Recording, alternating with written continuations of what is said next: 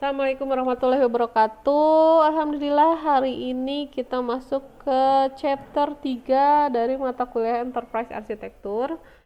Dan untuk mata kuliah hari ini dan untuk materi hari ini mengenai konsep pemodelan enterprise. Capaian pembelajarannya, saya harap kalian bisa menjelaskan bahasa, pedoman, dan visualisasi yang digunakan sebagai dasar pembuatan sebuah pemodelan arsitektur enterprise. Nah, untuk topik bahasanya, ini ada dasar pemodelan enterprise-nya, ada konsep layer dalam pemodelan enterprise, juga ada notasi pemodelan, juga ada contoh pemodelan enterprise-nya. Yang pertama adalah dasar pemodelan enterprise. Nah, untuk pengantarnya, perusahaan membutuhkan pendekatan arsitektur terintegrasi dan telah mengembangkan praktek arsitekturnya sendiri.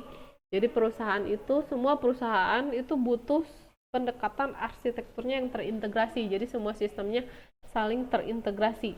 Namun mereka kurang pengalaman untuk dukungan dalam rancangan, komunikasi, realisasi, dan manajemen arsitekturnya. Itu masuk ke siklus hidup arsitektur. Jadi dalam kaitan dengan siklus hidup arsitektur, beberapa kebutuhan dapat dikategorikan sebagai berikut. Yang pertama adalah desain. Jadi desain ini saat merancang arsitektur, si arsitek itu harus menggunakan sebuah vocabulary yang umum dan jelas untuk menghindari kesalahpahaman serta membuat rancangan yang jelas. Jadi vocabulary yang umum itu adalah vocabulary yang bisa disesuaikan dengan si usernya atau si orang-orang di perusahaan tersebut. Jadi jangan sampai kalian misalkan di Indonesia tapi pakai bahasa Rusia, Jepang, dan lain sebagainya. Ya kalau semuanya mengerti, kalau enggak ya susah. Lalu communication. Nah, di sini arsitektur akan disebar ke berbagai stakeholder di dalam maupun di luar organisasi. Misal pimpinan, perancang sistem, atau rekan alih daya. Jadi komunikasi antar stakeholder itu harus jelas di dalam desainnya. Juga ada realization. Nah, untuk mendorong realisasi arsitektur dan mendapat feedback dari realisasi terhadap arsitektur lainnya atau arsitektur aslinya, maka harus ada kaitan dengan aktivitas perancangan secara lebih detail. Misal, rancangan proses bisnis, pemodelan informasi, atau pengembangan softwarenya. Nah, itu harus jelas rancangannya. Lalu change. Arsitektur selalu meliputi sebagian besar dari organisasi dan mungkin berhubungan dengan beberapa arsitektur yang lain, sehingga perubahan pada arsitektur mungkin memiliki dampak yang besar. Jadi si arsitektur yang di perusahaan A itu bisa berhubungan dengan cabang perusahaan A tersebut. Nah, itu kalau dirubah itu berarti semuanya harus berubah. Nah, itu pasti dampaknya sangat besar. Selanjutnya mendeskripsikan arsitektur enterprise. Di sini konsentrasi pada hal-hal penting untuk arsitektur enterprise-nya dan batasi pada hanya elemen-elemen inti dari domainnya serta fokus khususnya pada hubungan dan interaksi di antara mereka. Jadi si elemen-elemen domainnya juga harus jelas, fokusnya dan hubungan interaksinya itu juga harus jelas. Domain ini adalah bagian dari sebuah konsepsi atau kumpulan dari elemen-elemen dari dunia yang dianggap sebagai beberapa bagian atau aspek dari dunia. Oleh karena itu digunakan model. Nah, model ini adalah abstraksi dan konsepsi jelas dari sesuatu itu di dunia nyata yang fokus pada aspek atau elemen spesifik dan abstraksi dari elemen lainnya, tergantung dari maksud model tersebut dibuat. Nah, pemodelan itu adalah tindakan yang bermaksud mengabstraksi sebuah model dari apa yang dianggap sebagai sebuah bagian dari dunia. Jadi itu pemodelan.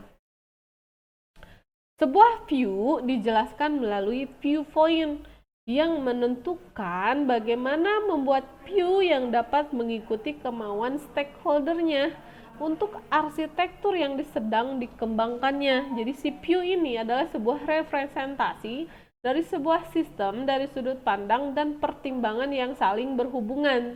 Apa yang sebaiknya terlihat dan tidak pada viewpoint tertentu tergantung sepenuhnya pada pertimbangan stakeholdernya.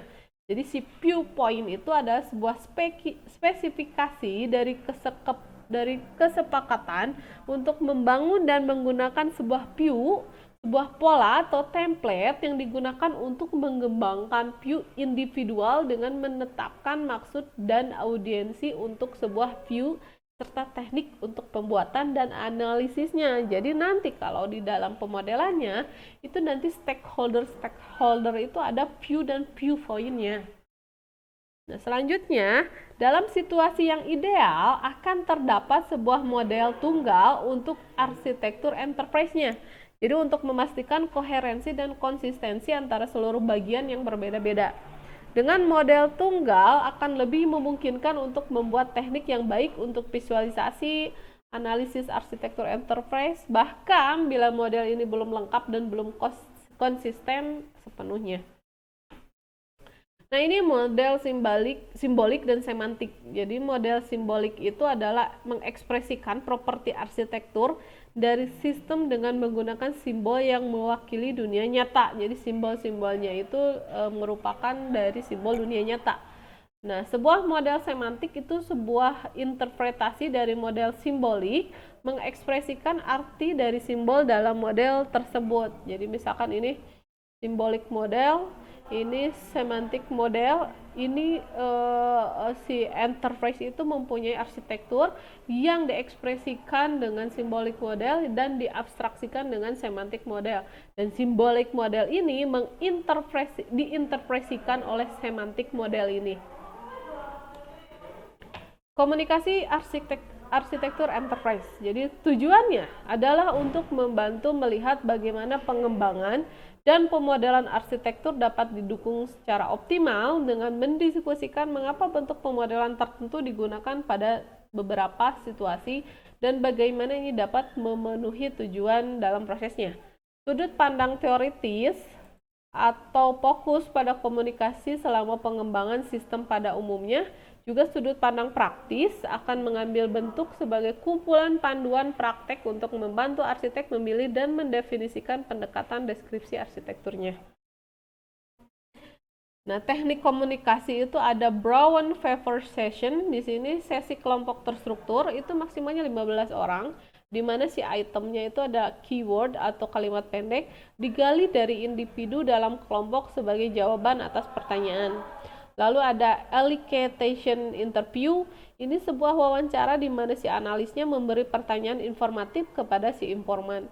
Lalu ada workshop, ini melibatkan 1-15 orang, ini bekerja secara interaktif pada satu model atau view, dimediasi oleh arsitek atau analis. Lalu ada validation interview, di sini ada sebuah wawancara di mana analis ingin mengetahui apakah view atau model sesuai dengan view dan harapan si informannya. Lalu ada committing review, di sini adalah sebuah kelompok stakeholder disajikan dengan sejumlah alternatif model atau view serta dampaknya. Lalu ada presentation, di sini melibatkan 1-3 orang, menyajikan sebuah model atau view kepada kelompok ini sampai 100 orang. Lalu ada mailing, itu sebuah bentuk komunikasi massal di mana sebuah model atau view disajikan atau diberikan ke orang banyak. Jadi si teknik komunikasi kita atau si teknik komunikasi si arsitek kepada atau si analis ke pemilik, ke user atau ke stakeholder itu ada beberapa macamnya. Nah, ada Brown Favor Session, ada elicitation interview, ada workshop, validation interview, ada committing review, ada presentation, ada mailing. Nah, ini yang kalian sering lakukan adalah presentation, di mana kalian hanya mempresentasikan model yang kalian buat dan view terhadap stakeholdernya. Nah, ini bisa sampai 100 orang. Jadi satu presentasi itu bisa mencakup banyak orang. Konsep layer dalam pemodelan enterprise. Nah, di sini sebuah bahasa atau language untuk pemodelan arsitektur enterprise harus bisa fokus pada hubungan antar domainnya. Dan dengan language seperti itu dapat dibuat model semua struktur global di dalam setiap domain yang menunjukkan elemen utama dan ketergantungannya dengan cara yang mudah untuk dipahami oleh orang awam. hubungan yang ada di antara domain. Jadi hubungan antara domain itu harus jelas dan bisa dipahami oleh orang awam. Nah, biasanya itu terdapat 3 layer utama di dalam layer ini, di dalam enterprise ini. Yang pertama adalah business layer, yang kedua adalah application layer, yang ketiga adalah technology layer. Di dalam layer bisnis itu menawarkan produk dan jasa kepada pelanggan eksternal yang direalisasikan di dalam organisasi melalui proses bisnis yang dilakukan oleh bisnis aktor atau role-nya. Jadi di dalam layer bisnis ini semua proses bisnis yang ada di dalam perusahaan tersebut dibuat di sana. Lalu ada layar aplikasi. Nah, layar aplikasi ini mendukung layar bisnis dengan layanan aplikasi yang direalisasikan melalui komponen aplikasi software. Jadi si layar bisnis itu tadi kan ada proses bisnisnya masing-masing. Nah, nanti dihubungkan dengan layar aplikasi. Jadi hubungan nanti antara layar aplikasi dengan layar bisnis itu nanti apa? Lalu ada layar teknologi. Di sini menawarkan lebih ke infrastruktural, misal layanan pemrosesan, penyimpanan, storage, dan komunikasi yang diperlukan untuk menjalankan aplikasi direalisasikan melalui perangkat komputer dan komunikasi serta software sistem. Jadi di layar teknologi itu infrastrukturnya semuanya dijelaskan. Pas di layar bisnisnya seperti apa, hubungan dengan layar aplikasinya seperti apa, lalu di layar aplikasi dengan layar teknologi itu hubungannya nanti seperti apa. Konsep layar bisnis di sini sekali lagi di enterprise ini sedikit berbeda dengan pemodelan kalian yang biasa atau pemodelan yang ada di UML atau yang di pemodelan pemodelan dulu lah, atau semisal flowchart, flowmap seperti itu. Ada beda untuk enterprise ini. Nah, konsep layar bisnis ini strukturnya itu ada bisnis aktor, itu adalah entitas organisasi yang mampu untuk menjalankan perilakunya. Seorang bisnis aktor bisa saja seorang individu. Jadi si bisnis aktor itu biasanya bisa saja itu hanya satu orang individu. Lalu ada bisnis role, di sini tanggung jawab untuk menjalankan perilaku tertentu yang bisa ditugaskan kepada seorang aktor bisnis. Jadi tadi kan ada satu orang individu tah. Nah, bisnis role-nya itu apa sih individu tersebut? Itu juga harus dijelaskan. Sebuah bisnis proses atau function dapat diartikan sebagai perilaku internal yang ditugaskan kepada satu bisnis role tunggal. Jadi nama bisnis role sebaiknya berupa noun.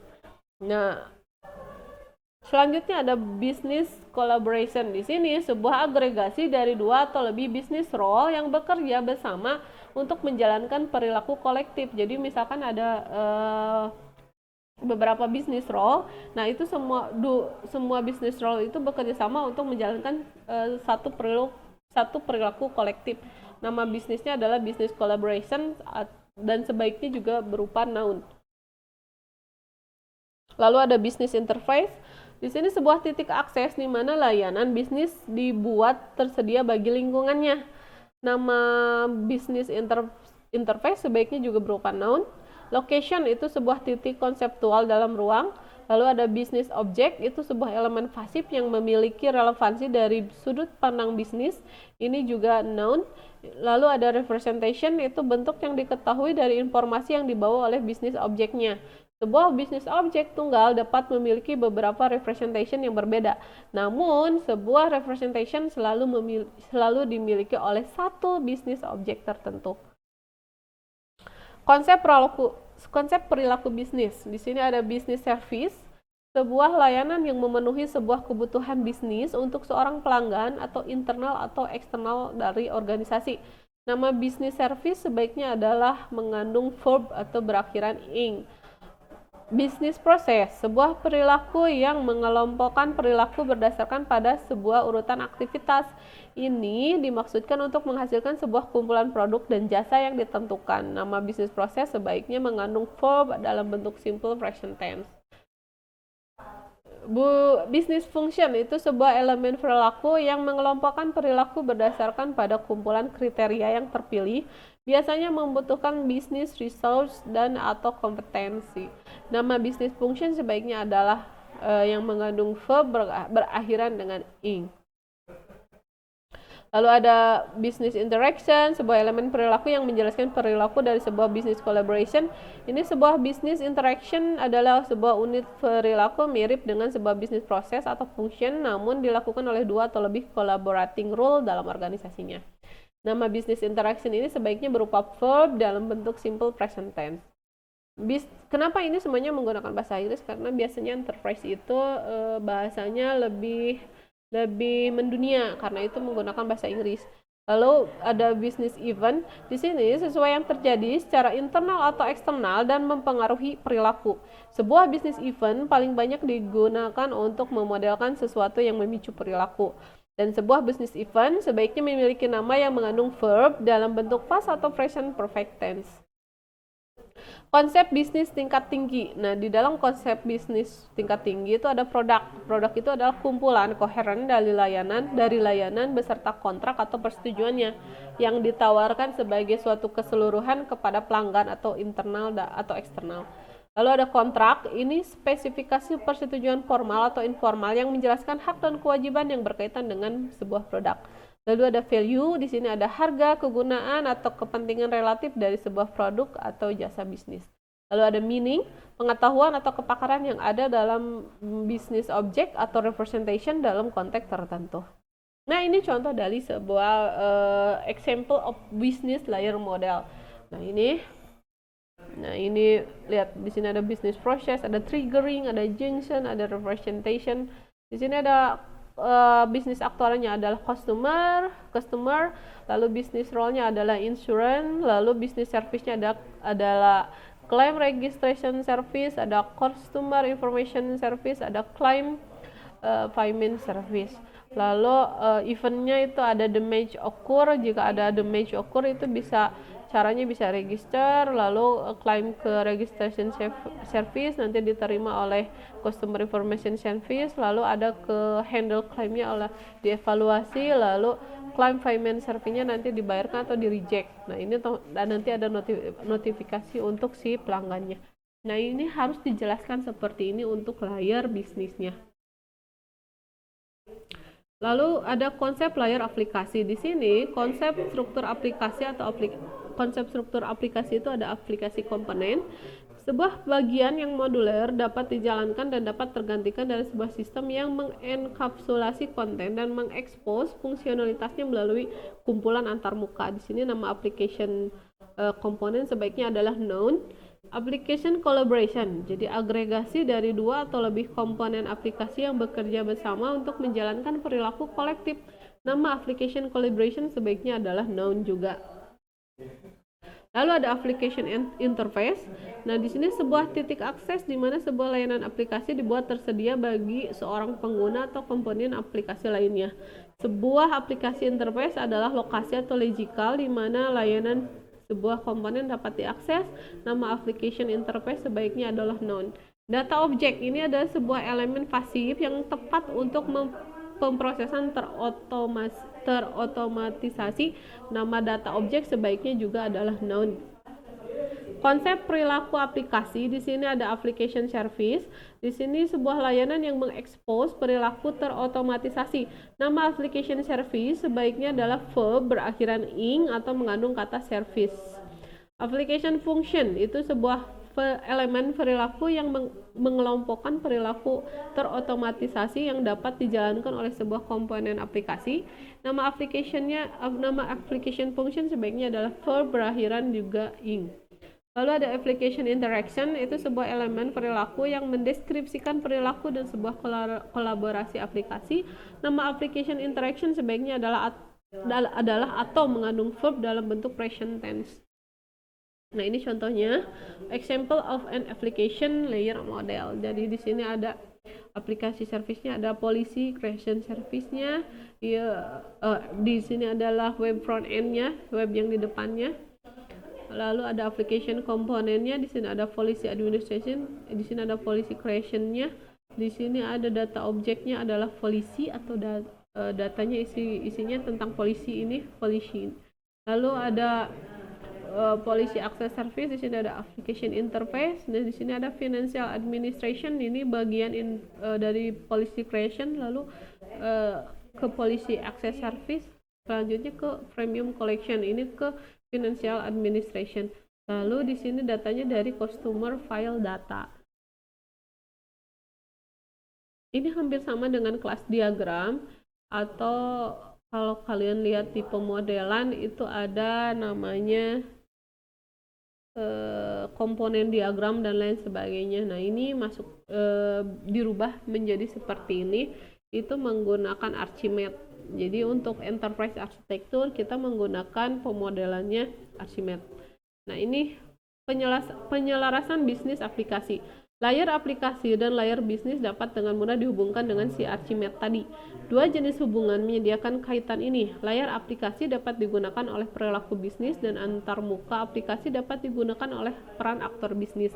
Misalnya, ada hubungan dukungan antara layar aplikasi dan bisnis. Data objek dapat mewujudkan bisnis objeknya. Artinya bahwa sebuah data objek adalah sebuah perwujudan elektronik dan bisnis objek. Misalnya, ada sebuah hubungan implementasi antara layar aplikasi dan bisnis ini example of business application alignment model. Jadi ini adalah contoh hubungan dari bisnis dan aplikasi. Ya, tadi ada register, ada accept, ada evaluate, sama find. Nah, di sini lalu ada notification. Nah, di dalam aplikasinya tadi ada notification data, ada financial application, ada policy administration, ada CRM system. Jadi ini berupa aplikasi-aplikasi. Ini berupa aplikasi-aplikasi. Nah, untuk CRM-nya itu ada Customer Administration Service, itu yang mempengaruhi proses bisnis dari register. Lalu ada Policy Administration, ini contohnya adalah Claim Administration Service, ini juga mempengaruhi ke proses bisnis di register. Begitu juga dari Financial Application, di sini mempengaruhinya ke aplikasi misalkan Payment Service, dan ini mempengaruhi proses bisnis dari si pembayaran ini. Itu hubungan dari bisnis dan aplikasi. Selanjutnya konsep struktur teknologi. Ada yang dinamakan node. Node itu adalah sebuah sumber daya komputasional di mana artefak dapat disimpan atau dijalankan untuk eksekusi. Lalu ada infrastruktur interface, sebuah titik akses di mana layanan infrastruktural yang ditawarkan pada sebuah node dapat diakses oleh node lainnya atau oleh komponen aplikasi. Lalu ada device, di sini sebuah sumber daya hardware dengan mana artefak dapat dijalankan untuk dieksekusi. Nah, selanjutnya ada sistem software, itu adalah sebuah lingkungan software untuk jenis komponen dan objek tertentu yang dijalankan padanya dalam bentuk artefak. Lalu ada communication path, di situ ada hubungan antara dua atau lebih node di mana node-node tersebut dapat bertukar data. Lalu ada network, di situ sebuah media komunikasi antara dua atau lebih perangkat. Lalu ada artefak, itu sebuah kepingan fisik data yang digunakan atau dihasilkan dalam proses pengembangan software atau oleh pelaksanaan dan operasi sebuah sistem, itu adalah artefak. Konsep perilaku teknologi, di sini ada infrastruktur service, di sini ada fungsionalitas unit yang terlihat secara eksternal, disediakan oleh satu atau lebih node, terekspos melalui antarmuka yang jelas dan memiliki makna bagi lingkungannya. Lalu ada infrastruktur function, di sini ada sebuah elemen perilaku yang mengelompokkan perilaku infrastruktural yang dapat dikerjakan oleh sebuah node. Nah, ini contoh dari teknologi, layar teknologi. Di sini ada data storage, ini ada DB2 database-nya, lalu ini ada mainframe-nya. Di sini ada client file service, berhubungan ke client file service, juga ke database tabel. Juga di sini ada network-nya, itu menggunakan LAN, ada ini infrastruktur function-nya ya, ini sistem software. Lalu device-nya ini ada application server, ini memakai SunBlade, dan artefaknya ini adalah financial application, AJB. Penyelarasan aplikasi teknologi. Layar teknologi dan aplikasi juga dapat dihubungkan dengan mudah. Seperti halnya penyelarasan bisnis aplikasi, dua jenis relasi menyediakan hubungan untuk layanan infrastruktur dapat digunakan oleh fungsi aplikasi dan antarmuka infrastruktur digunakan oleh komponen aplikasi. Misalnya, ada hubungan dukungan antara layar teknologi dan aplikasi. Artefak dapat mewujudkan data objek dan komponen aplikasi. Misalnya, ada hubungan implementasi antara layar teknologi dan aplikasi. Dan di sini adalah example of application supported by infrastructure. Jadi tadi ada aplikasi. Nah, ini aplikasi yang ya infrastruktur aplikasi yang di di di layar teknologi dan di layar aplikasi dimodelkannya seperti ini. Jadi yang tadi ada database, ada DV2, ini yang tadi di teknologi. Nah, ini berhubung client file service ini berhubungan ke CRM sistemnya atau ke aplikasi CRM sistem. Di sini ada datanya adalah customer data. Nah, di financial application ini ada aplikasi finansial. Notasi untuk pemodelannya. Nah, simbol dalam Archimedes Core Language dapat dilihat pada slide setelah ini. Perhatikan bahwa beberapa konsep dapat dinotasikan baik melalui gambar box dengan icon atau melalui icon itu sendiri. Nah, di sini ada meaning, ini artinya meaning, ini artinya value, ini ada product, ini adalah object, ini ada representation, ini adalah artifact, ini untuk event, ini untuk interaction, ini untuk function, ini untuk proses, ini untuk service. Nah, ini adalah untuk aktor, ini untuk role, dan ini untuk location, dan ini untuk komponen, ini untuk collaboration, ini untuk interface, ini aktornya, ini role-nya, ini location, ini komponennya juga. Lalu ini untuk collaboration, ini untuk provide sama require. Nah, ini relasinya ada composition, ada aggregation, ada assignment, ada specialization, ada realization, ada use by, ada access, ada association, ada triggering, ada flow, ada junction. Ini si pemodelannya hampir sama dengan UML atau kelas diagram. Jadi kalau kalian lihat di kelas diagram atau di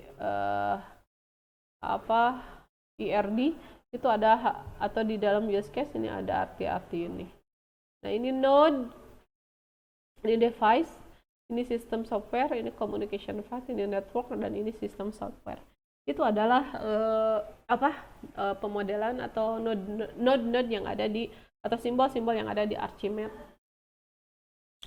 Nah, untuk Archimedes ini gratis, kalian bisa download di website secara gratis karena biasanya Archimedes itu open source. Contoh pemodelan enterprise. Nah, ini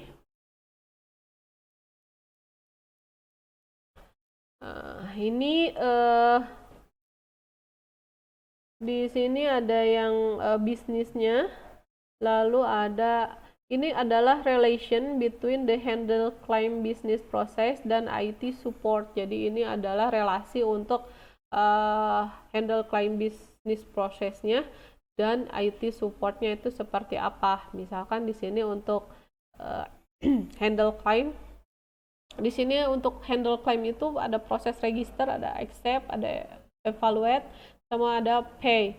Nah, di sini di aplikasinya atau di IT supportnya ini ada dokumen management system yang menghasilkan scanning service, lalu ada CRM application, ini untuk customer administration service, itu untuk proses bisnis di register, lalu ada home and away policy administration, itu untuk claim administration service, dan ini proses bisnisnya ada di penerimaan. Lalu ada home and away financial application, ini hubungannya ke payment service untuk pembayaran. Dan di sini ada Archsurance service busnya, itu ada customer information service, ada claim information service, juga ada money transfer service. Nah, ini dari bank. Jadi IT supportnya untuk proses bisnis mengklaim handle claim. Ini contohnya seperti ini. Dan untuk tugas, saya ingin kalian coba download Archimedes di website itu banyak. Lalu coba kalian buat proses bisnis sederhana menggunakan Archimedes tersebut. Ya, satu kelompok, kalau bisa ini per orang sih, kalau bisa per orang. Jadi saya coba ini tugasnya karena masih sederhana, kalian hanya ditugaskan untuk membuat proses bisnis menggunakan Archimedes. Studi kasusnya bebas, kalian hanya pokoknya menggunakan Archimedes. Studi kasusnya bebas. Kalau ini kan contohnya dari handle claim, kalau kalian mau contoh penjualan atau penggajian dan lain sebagainya terserah. Pokoknya pakai Archimedes, dan silakan download Archimedes-nya di website. Nah, jika ada yang ditanyakan, kalian boleh japri langsung ke saya atau bisa di WhatsApp grup. Untuk pertemuan hari ini, saya akhiri dengan alhamdulillahirabbil alamin. Wassalamualaikum warahmatullahi wabarakatuh.